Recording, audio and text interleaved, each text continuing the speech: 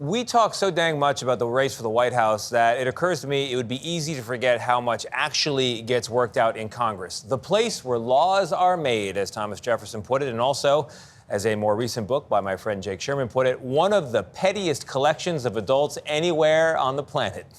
And guess what? Every single one of those petty adults in the House of Representatives, all 435 of the honorable and the not so honorable, they are facing you, the voter, this year. It's an election year for them.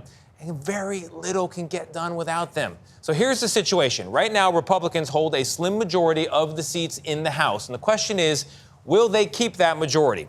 According to the Cook Political Report, there are just 25 seats that are rated as toss-ups. There they are right there. That means it's anyone's game.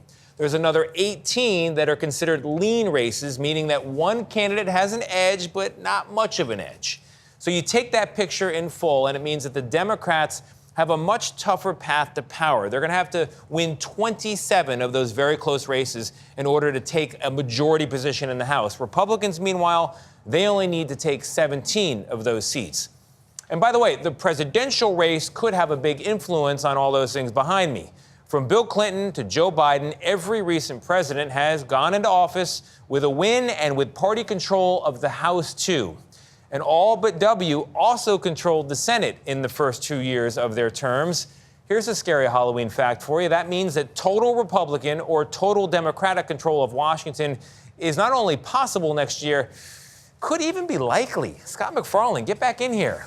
Speaking of sleeplessness. Yeah. It's going to be a long election. Double duty. And we got Adriana coming in as well. Okay, so we put up those races that matter. There's a very close number of them.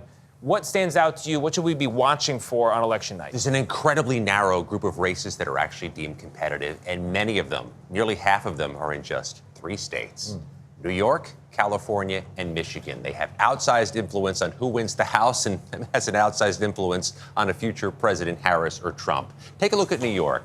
There are all these competitive races, basically from the inner suburbs of New York City all the way north through Syracuse. That also includes parts of Long Island.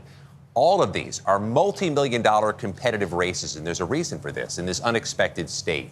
Under court order a few years ago, they redrew some of the lines. Nobody liked them, and it made for all these uniquely competitive races. You have farm country mixed in with Woodstock. You have parts of college towns near New Paltz mixed in with the farm countries of far eastern New York and the Hudson Valley. So these are competitive. These will be contentious. California, same deal. You have some unique lines near Los Angeles where there are uber competitive and uber expensive races for these seats in California. And here's the thing, Tony and Adriana.